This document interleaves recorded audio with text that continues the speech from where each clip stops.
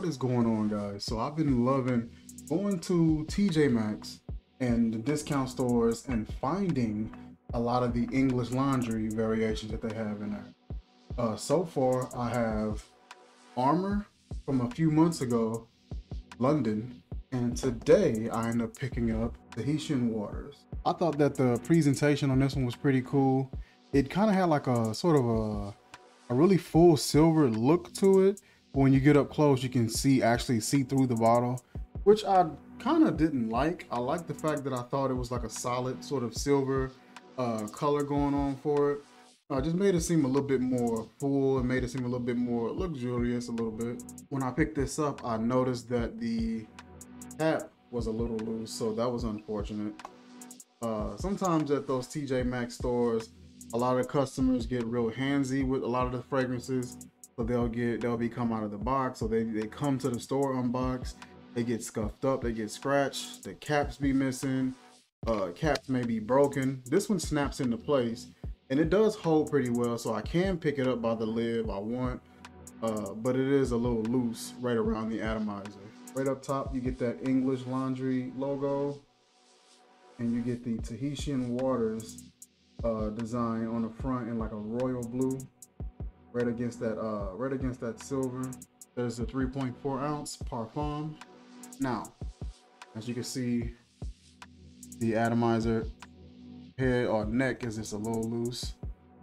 Spraying this on, and when I sprayed this on earlier, I was noticing that this smelled familiar, but not in the right way. I was asking around the fragrance community, and I was saying, hey, what is this a clone of? Because I noticed that English laundry, they tend to do like inspirations of established fragrances.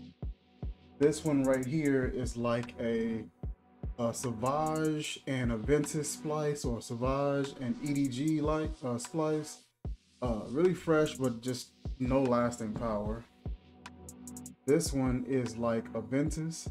Still got the tag on the back of this one. This one, in my opinion, it smelled like a fresh aquatic, somewhere along the lines of like a Pacific rock moss or a Prada or something along those lines. That's what it was reminding me of. When I smelled this, it came off like bergamot, a wood, a jasmine, and maybe an amber. That's all I was really getting from this one. It wasn't really doing anything spectacular. As I was asking around in the fragrance community, everyone said that this particular fragrance was a variation of Virgin Island water. And I was not getting any of that. When I looked up the notes finally, because I was trying to guess everything on my own, I looked up the notes, it was like coconut, lime, mandarin, lang lang.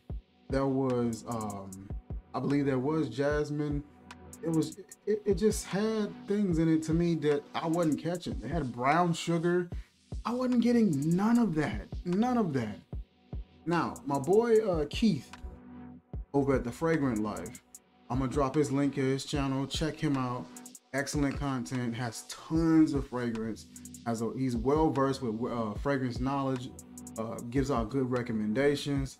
He shoots it straight, but he's not disrespectful, which I always look out for.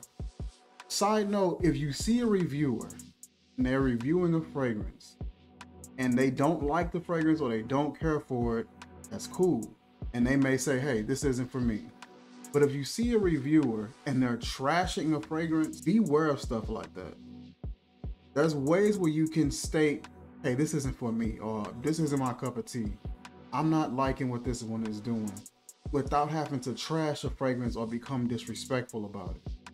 Always look out for that, and that's what I look out for with reviewers. Are you able to tell the truth and without being an a-hole about the product? Because you can turn somebody else off to a fragrance that they may very well love, but depending on how nasty you were about it, you know, they could turn them off. For some odd reason, with us nowadays, we equate being disrespectful as honest, and we've gotten those wires crossed. I've always been honest with every review that I've done. If I don't like it, I don't like it. The only fragrance that I can remember not liking like that was from Broken Anatomy, and it was a fragrance called Burnt Remedies And there was another one called, I want to say Chasing Memories, I believe. I think Chasing Memory was the one that I liked because I think it had like an orange floral vibe to it, like a creamy orange floral. But it was it was two of the fragrances that came in that particular sampler set I did not like. One of them almost made me throw up. And I was able to get that point across like, hey, this is what's going on with this fragrance. This isn't my cup of tea. This is something that I would reach for, but this is what's going on in the fragrance. Here are the notes. Be able to relay that message without being disrespectful. That was the only fragrance that I ever really had like an adverse, sort of reaction to.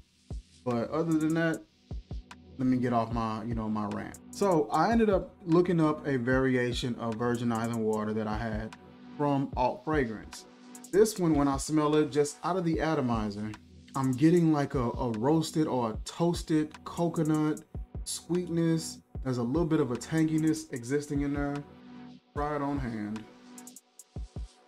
And it's really bright, vibrant. That orange or those citruses come up a lot more. There's sweetness in there. There's some freshness. That creamy and sort of milky coconut is in there, lingering around. That's Virgin Island water. This isn't. They watered down this fragrance so much to where it just smells like a fresh fragrance, but nothing else. We're gonna try this on this wrist and try to just compare it and see if maybe I'm tripping or something like that.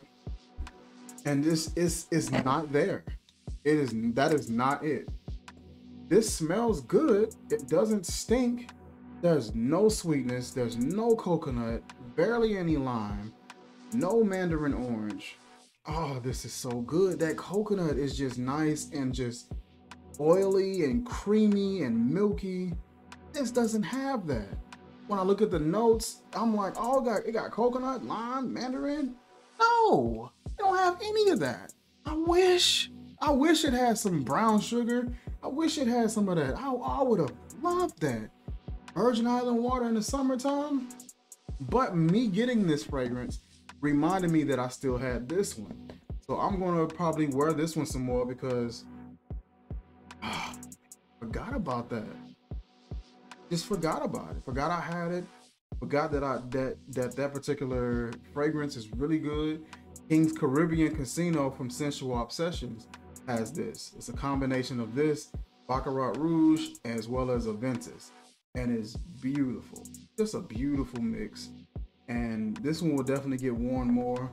I'm gonna take this on my trip that's coming up pretty soon for my anniversary.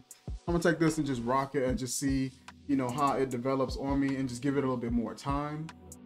But right now, a nice scent, excellent price point, 13 bucks. Nice presentation on that bottle. Looks really nice. That'll look good in anybody's collection. It'll be excellent for taking photos. I'll probably take this out maybe in a couple days and get some more shots in the downtown area to post on my IG. But yeah, so far I like it. I love the way that these bottles look in the collection anyway. Just having these all lined up next to each other. I look forward in buying some more of these. I want to get Arrogant. I want to get the Signature, which I was in there and I could have gotten, but I just passed it up.